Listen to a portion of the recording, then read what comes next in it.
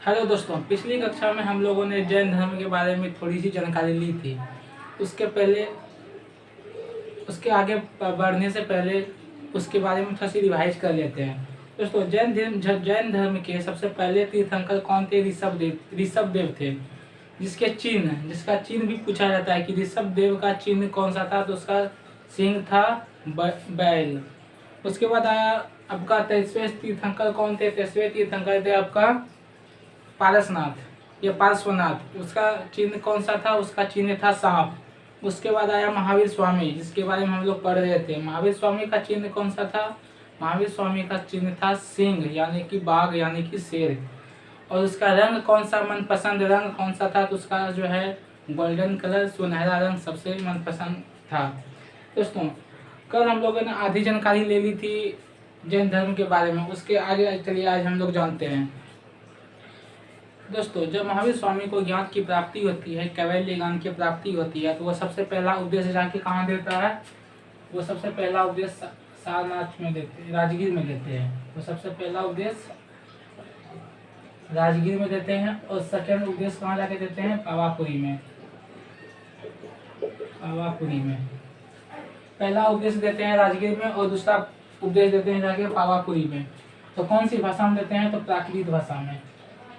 प्राकृत भाषा में महावीर स्वामी ने जाके उपदेश देते हैं। महावीर स्वामी ने अपने लिए एक बुक भी लिखी थी, जिसका बुक का नाम था 14 पूर्वा। 14 पूर्वा कहें या सिर्फ पूर्वा कहें, महावीर स्वामी ने अपने बारे में एक बुक भी लिखे हैं, जिसके अंदर अपने बारे में बताए हैं खुद महावीर स्वामी। उस बुक का नाम है 14 पूर्वा, यानी या बोल सकते हैं पूर्वा। उसके बाद बहुत से जैन धर्म से संबंधित बुक आए, बहुत सारे पुस्तक आए, जिसमें से थे आगम, कल्पसूत्र, भगवती सूत्र, अंग, उपंग,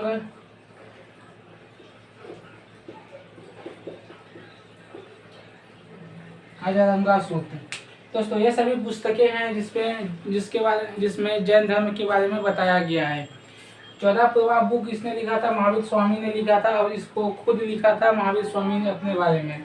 आगम, कल्पसूत्र, भगवती सूत्र, अंग, उपंग, अजरंगा सूत्र, ये सभी में जैन धर्म की शिक्षा दी गई है, जैन धर्म के बारे में बताया गया है। दोस्तों, महावीर स्वामी को ईश्वर में विश्वास नहीं था, भगवान में महावीर स्वामी को विश्वास नहीं था, नहीं कर्मकांड में विश्वास था महावीर स्वामी को, नहीं बलि कथा में महावीर स्वामी का विश्वास था। ये सभी चीज़ों में महावीर स्वामी का विश्वास नहीं था। महावीर स्वामी का बस एक जगह विश्वास था, जो कि था आपका पुनर्जन्म। पुनर्जन्म में किसका विश्वास था? महावीर स्वामी का विश्वास था। भगवान में विश्वास नहीं था, वह नास्तिक थे, नहीं वो कर्मकांड में विश्वास रखते थे, न बलि प्रथा में विश्वास रखते थे। उसका सिर्फ और सिर्फ विश्वास था पुनर्जन्म का, लेकिन वह पुनर्जन्म का सख्त खिलाफ थे। विश्वास तो था पुनर्जन्म का, लेकिन वो इसके सख्त खिलाफ थे, क्योंकि मैं आपको पिछले वीडियो में बताया था कि महावीर स्वामी जो है वो दूसरा जीवन नहीं चाहते थे। मतलब कि मोक्ष की प्राप्ति होने के बाद दूसरा जीवन नहीं मिलता है इंसान को, तो वह जो है आत्मा को जो है संलेखन विधि के द्वारा मोक्ष की प्राप्ति करवाते थे, जिसके बाद उसका आत्मा कोई फिर से बॉडी धारण, मतलब कोई शरीर धारण फिर से नहीं कर सकता था उसकी आत्मा। तो कौन सी विधि के द्वारा जैन धर्म में मोक्ष की प्राप्ति की जाती है? तो संलेखन विधि के द्वारा।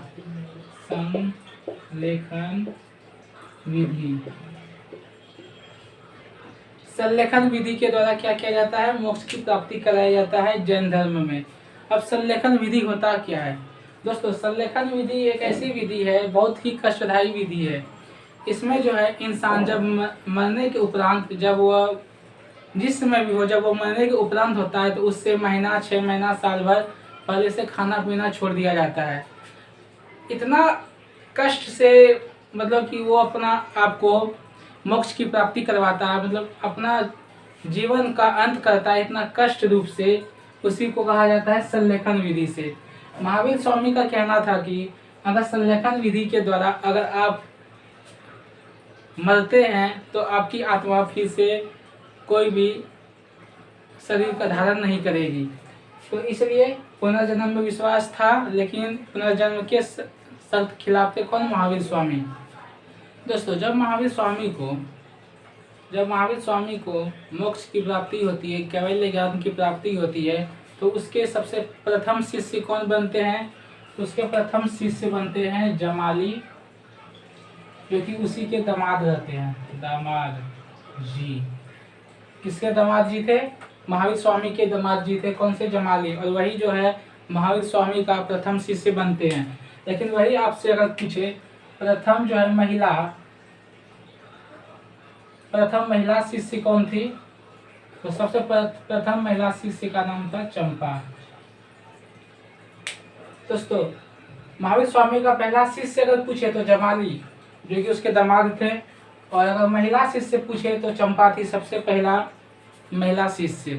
दोस्तों, जब महावीर स्वामी की मृत्यु हो गई, जब वह निर्वाण कर गए, जब उसका महापरिनिर्वाण हो गया, तो उसके बहुत से सारे शिष्य बन के सामने आए, लेकिन उसमें से 2 शिष्य सबसे इम्पोर्टेंट हैं, जो आगे चलकर जो है जैन धर्म को 2 भागों में बांटता है, 2 संप्रदाय के बारे में 2 संप्रदाय के भागों में बांट देता है जाके। उस दोनों शिष्य का नाम था, एक का है स्थूलभद्र और दूसरा है भद्रबाहु। जब महावीर स्वामी का देहांत होता है तो उसके 2 शिष्य निकल के सामने आते हैं, स्थूलभद्र और भद्रबाहु, जो है जैन धर्म को आगे की ओर लेके जाते हैं। कि अगर महावीर स्वामी के देहांत के बाद, महावीर स्वामी के निर्माण के बाद जो है किसने सबसे पहला ज्ञान दिया था, तो मैं आपको बता दूं कि उस शख्स का नाम था आर्य सुधर्मा। आपको कंफ्यूज होने की जरूरत नहीं है दोस्तों, ये दोनों जो है स्थलभद्र और भद्रबाहु, ये महावीर स्वामी के शिष्य थे, सबसे महान शिष्य थे। और लेकिन महावीर स्वामी के मरने के बाद जो पहला उपदेश देते हैं, पहला ज्ञान देते हैं, वो थे आर्य सुधर्मा। दोस्तों, होता ये है कि जब स्थलबाहु और भद्रबाहु जो है मगध के क्षेत्र में रहते हैं, मगध महाजनपद में रहते हैं, तो वहाँ जो है 12 साल के लिए अकाल पड़ जाता है। 12 साल के लिए अकाल पड़ जाता है, तो उसमें से जो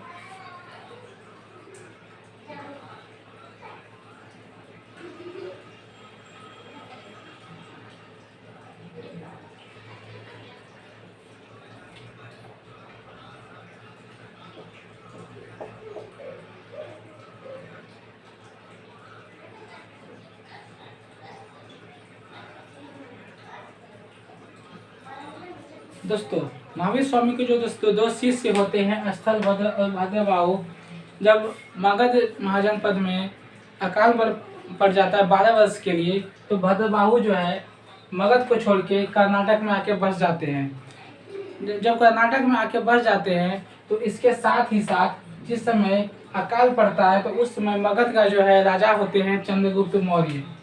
उस समय चंद्रगुप्त मौर्य जो है मगध के राजा होते हैं, जिस समय अकाल पड़ता है। तो उस समय भद्रबाहु आके कर्नाटक में बस जाते हैं, लेकिन स्थलभद्र जो है वो मगध में ही रहते हैं। लेकिन जब अकाल खत्म हो जाता है, तो भद्रबाहु फिर वापस जाते हैं मगध में। लेकिन जब भद्रबाहु स्थलभद्र के पास जाते हैं, तो वहाँ ये देखते हैं कि जो प्रथा जैन धर्म में थी, वह जो है स्थलभद्र जो है वह मानने से इनकार कर दिया। तो वहीं से 2 संप्रदाय का जो है विभाजन हो गया। एक कहलाया आपका श्वेतांबर, जो कि थे स्थलभद्र, स्थूलभद्र, और एक हुए दिगंबर।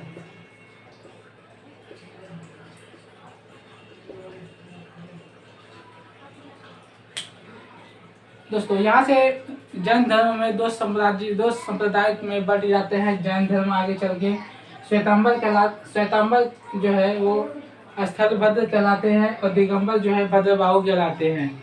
अब श्वेतांबर और दिगंबर, श्वेतांबर और दिगंबर में अंतर क्या है दोस्तों? श्वेतांबर जो है वो जो है श्वेत वस्त्र धारण करता है, मतलब कि उजला कपड़ा पहनता है। कौन से? श्वेतांबर।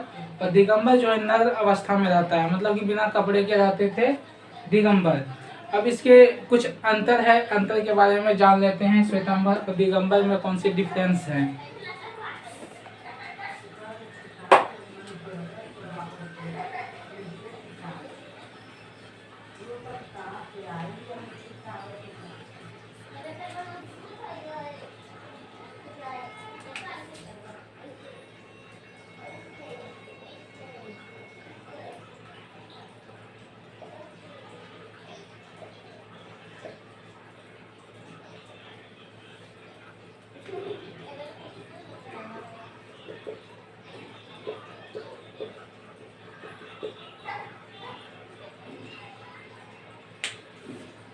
दोस्तों स्थल भद्र जो है श्वेतांबर जो है और दिगंबर जो है भद्रबाहु थे। इसमें बहुत सारे डिफरेंस हैं। पहला डिफरेंस है कि ये जो है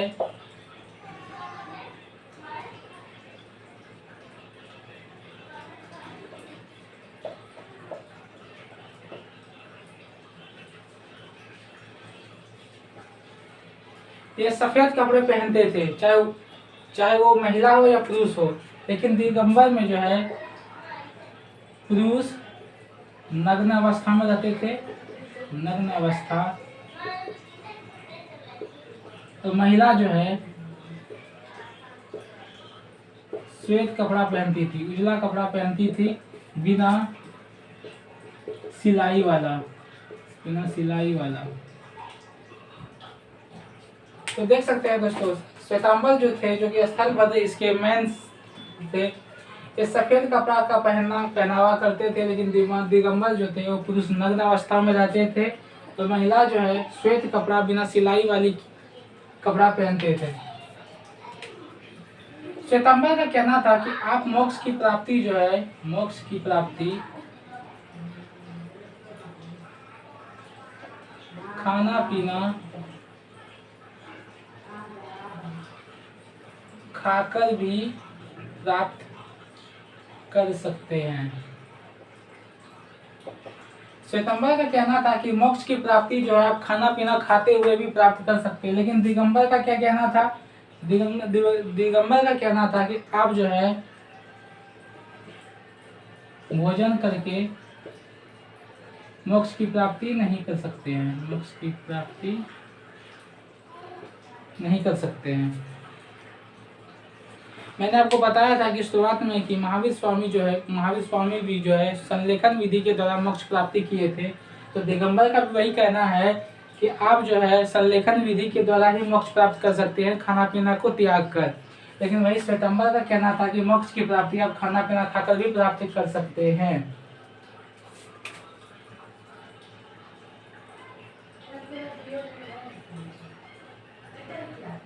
श्वेतांबर का कहना है कि महिलाओं को मोक्ष की प्राप्ति मिल सकती है। श्वेतांबर का क्या कहना था कि महिलाओं को मोक्ष की प्राप्ति मिल सकती है। लेकिन दिगंबर का क्या कहना था? दिगंबर का कहना था कि महिलाओं को मोक्ष की प्राप्ति नहीं मिल सकती है।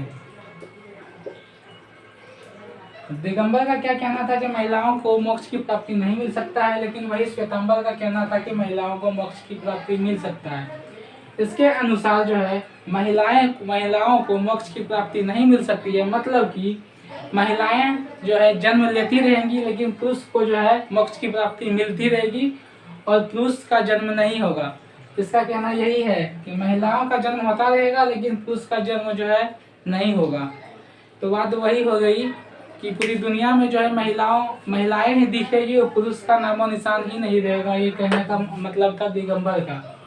श्वेतांबर का कहना था कि महावीर स्वामी जो है शादीशुदा थे। श्वेतांबर का कहना यह भी था कि महावीर स्वामी शादीशुदा थे। लेकिन दिगंबर का क्या कहना था? दिगंबर का कहना था कि महावीर स्वामी शादीशुदा नहीं थे, शादीशुदा नहीं थे। तो ये डिफरेंस है दोस्तों श्वेतांबर और दिगंबर में। श्वेतांबर का कहना था कि आप सफेद कपड़ा पहन सकते हैं, लेकिन दिगंबर में जो है पुरुष जो है नग्न अवस्था में रहते हैं। श्वेतांबर का कहना था कि मोक्ष की प्राप्ति खाना पीना खाकर भी किया जा सकता है, लेकिन इसमें कहना था कि भोजन करके आप मोक्ष की प्राप्ति नहीं कर सकते हैं। इसमें कहा गया कि महिलाओं को मोक्ष की प्राप्ति मिल सकती है, लेकिन दिगंबर में कहा गया कि महिलाओं को मोक्ष की प्राप्ति नहीं मिल सकती है। श्वेतांबर में कहा गया कि महावीर स्वामी शादीशुदा थे, लेकिन दिगंबर का कहना था कि महावीर स्वामी जो है शादीशुदा नहीं थे। तो ये आपका हो गया श्वेतांबर और दिगंबर। दोस्तों जैन धर्म में जो है 2 सबसे बड़ी जैन संगीति सम्मेलन का आयोजन किया गया था, जिसमें से पूरी दुनिया के जितने भी जैन धर्म के मानने वाले लोग थे, बड़े बड़े जैन धर्म को मानने वाले महापुरुष थे, सभी के सभी आए थे। तो देखते हैं पहला जैन संगीति सम्मेलन कब हुआ था? तो 300 BC में हुआ था। क्या कौन सा प्रथम जैन संगीति सम्मेलन कहाँ हुआ था? पावापुरी में हुआ था, पावापुरी में हुआ था। अध्यक्ष कौन थे? अध्यक्ष थे आपका स्थूलभद्र, और इसी में आपको 12 अंग नामक पुस्तक की रचना किया था भद्रबाहु ने।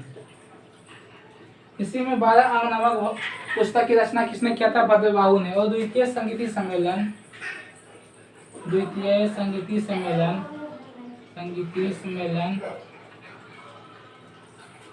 कब हुआ था? तो ये 6ठी शताब्दी में हुआ था, मतलब कि इसके 900 साल बाद। प्रथम संगीति सम्मेलन के 900 साल बाद जो है द्वितीय संगीति सम्मेलन का आयोजन हुआ था, मतलब कि 6ठी शताब्दी में 512 ईस्वी में। इसके अध्यक्ष कौन थे? इसके अध्यक्ष थे आपके देवर्षि क्षमा श्रवण। इसके अध्यक्ष कौन थे? द्वितीय संगीति सम्मेलन के अध्यक्ष कौन थे? देवर्षि क्षमा श्रवण इसके अध्यक्ष थे। और यह कहाँ किया गया था? यह गुजरात के वल्लभी नामक प्रांत में इसका आयोजन किया गया था। और इसमें जो है 12 उपांग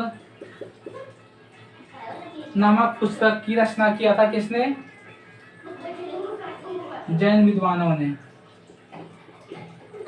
तो दोस्तों आप देख सकते हैं कि प्रथम जैन संगीति का सम्मेलन कब हुआ था? 300 BC में हुआ था। कहाँ हुआ था? पावापुरी में हुआ था। अध्यक्ष थे स्थूलभद्र थे और 12 अंग थे जिस पुस्तक को रचना किया था भद्रबाहु ने। और द्वितीय संगीति सम्मेलन का आयोजन हुआ था 512 ईस्वी में। अध्यक्ष थे देवर्षि क्षमा श्रवण, गुजरात के वल्लभी नामक प्रांत में हुआ था। 12 उपांग को लिखा गया था, जो जैन विद्वानों के द्वारा लिखा गया था। दोस्तों अब हम समझते हैं कि इंडिया में जितने अब हम लोग जाने हैं कि इंडिया में हम लोग इन ओवरऑल जो है जैन धर्म के बारे में पूरी तरह से पढ़ लिया है। अब हम लोग पूरे इंडिया में कितने भी मंदिर हैं जैन धर्म उसके बारे में पढ़ेंगे, और कौन कौन से राजा जैन धर्म को मानते थे उसके बारे में पढ़ेंगे। उसके बाद हम लोग का जैन धर्म खत्म हो जाएगा। उसके बाद हम लोग आगे की क्लास में बौद्ध धर्म के बारे में पढ़ेंगे। तो आइए जल्दी से क्लास को ख़त्म करते हैं।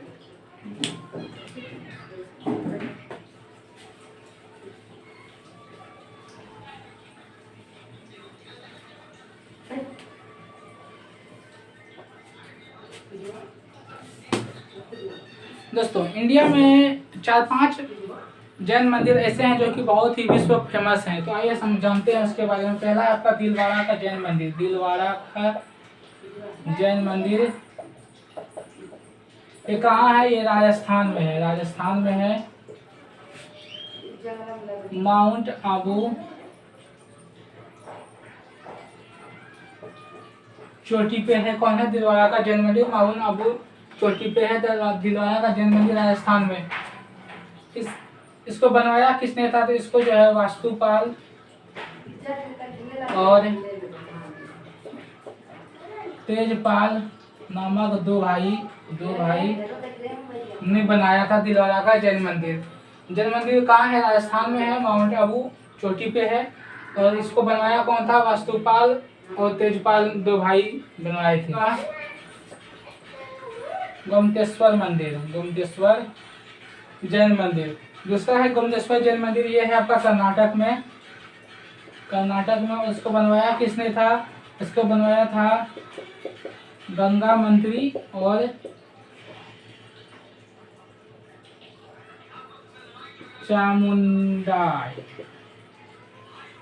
चामुंडाई नामक सेनापति ने मिलकर बनवाया था गोमतेश्वर मंदिर, जैन मंदिर को।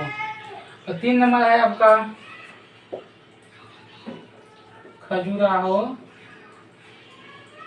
का जैन मंदिर। खजुराहो का जैन मंदिर कहाँ है? ये है आपका मध्य प्रदेश में है। इसको बनाया था चंदेल शासकों ने।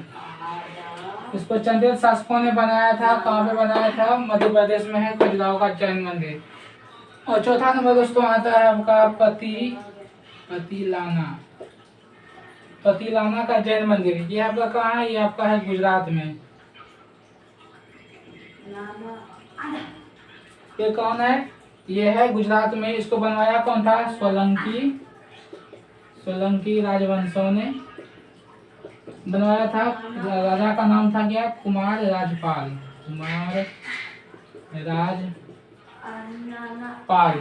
कुमार राजपाल इसके राजा थे सोलंकी राजवंशों के, जिसने बनाया था पतिलाना को।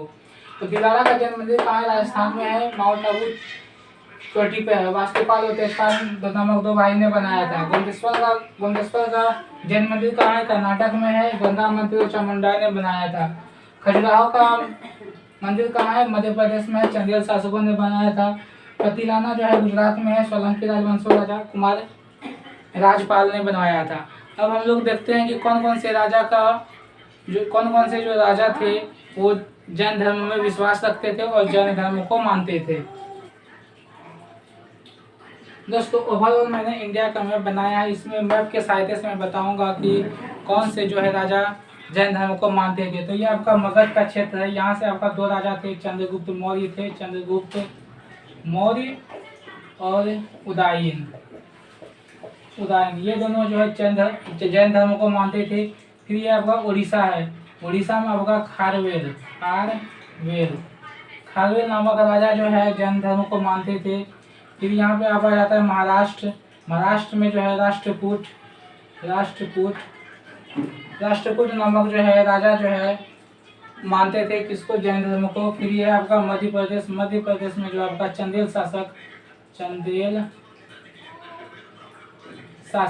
शासक भी जैन धर्म को मानते थे।